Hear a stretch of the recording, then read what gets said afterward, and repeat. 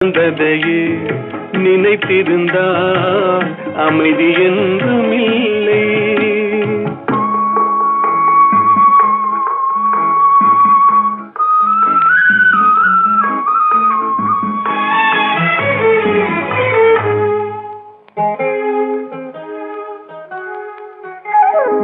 எங்கே வாழ்க்கை தொடங்கும், அது எங்கே எவ்விதம் முடியும்?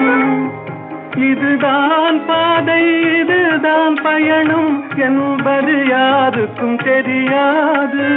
பாதையெல்லாம் மாறி வரும், பயணம் முடிந்துவிடும்.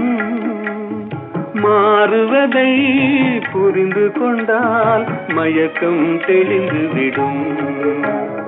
நினைப்பதெல்லாம் நடந்து விட்டால் தெய்வம் ஏதுமில்லை.